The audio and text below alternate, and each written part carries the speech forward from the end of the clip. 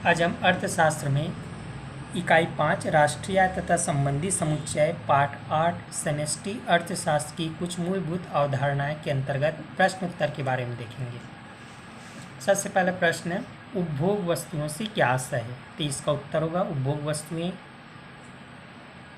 दूसरा प्रश्न, उपभोग वस्तुओं को कितने भागों में बांटा गया है या उपभोग वस्तुओं के कितने प्रकार होते हैं? तो उपभोग वस्तुओं के प्रकार के अंतर्गत ये 4 प्रकार हैं। पहला टिकाऊ वस्तुएं, अर्ध टिकाऊ वस्तुएं, गैर टिकाऊ वस्तुएं और सेवाएं। ये इसका उत्तर होगा उपभोग वस्तुओं के प्रकार।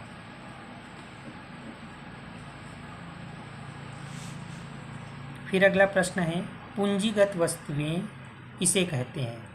तो इसका उत्तर होगा पूंजीगत वस्तुएं ऐसी वस्तुएं जिनका उपयोग उत्पादन प्रक्रिया में कई वर्षों तक किया जाता है तथा जिनका मूल्य ऊंचा होता है, उसे पूंजीगत वस्तुएं कहते हैं। ये वस्तुएं उत्पादकों की स्थिर परिसंपत्तियां होती है एवं इनका उपयोग करने से इनका मूल्य ह्रास होता है। पूंजीगत वस्तुओं के उदाहरण है प्लांट, मशीनरी, भवन आदि। यहाँ तक इसका उत्तर का पूंजीगत वस्तुएं किसे कहते हैं।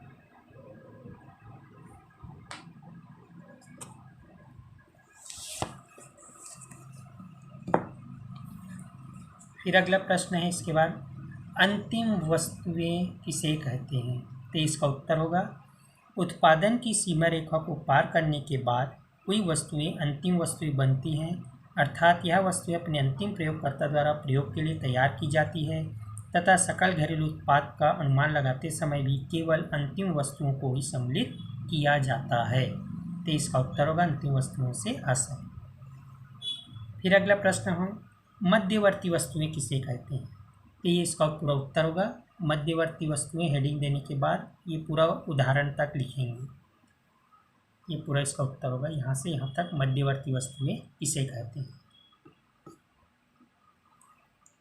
फिर अगला प्रश्न है, अंतिम वस्तुएं एवं मध्यवर्ती वस्तुओं में क्या अंतर है? तो ये इसका उत्तर होगा अंतिम वस्तुएं एवं मध्यवर्ती वस्तुओं में अंतर।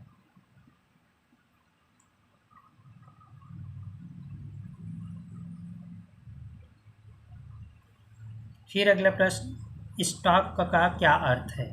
तो स्टॉक का अर्थ होगा यहाँ से लेकर के यहाँ जनसंख्या उदाहरण तक, ये इसका पूर्ण आंसर होगा स्टॉक से क्या आशय है या स्टॉक का क्या अर्थ है।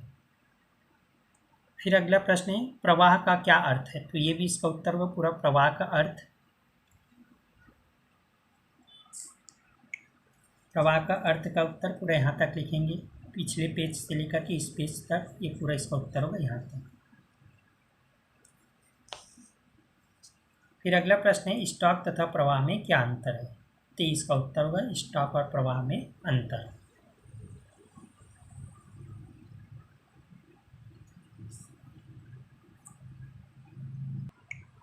फिर एक प्रश्न होगा, सभी पूंजीगत वस्तुएं उत्पादक वस्तुएं होती है किंतु सभी उत्पादक वस्तुएं पूंजीगत वस्तुएं नहीं होती, स्पष्ट कीजिए।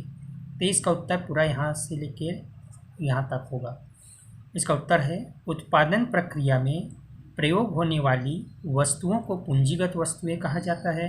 उत्पादक वस्तुओं में कच्चे माल के रूप में उपयोग की गई वस्तुएं जैसे फर्नीचर बनाने के लिए लकड़ी तथा स्थिर परिसंपत्तियों के रूप में मशीनरी तथा प्लांट को शामिल किया जाता है। ये टिकाऊ वस्तुएं होती है तथा कच्चे माल के रूप में उपयोग की जाने वाली वस्तुएं एकल उपयोगी वस्तुएं होती है।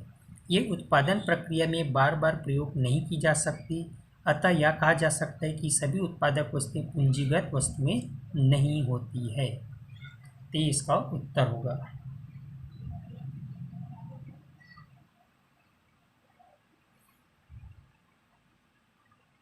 इसके बाद पाठ के अंत में स्मरणीय बिंदु भी दिए रहते हैं जिसको हमको याद करना है, जो अति लघु उत्तरीय प्रश्न के रूप में भी आ सकते हैं।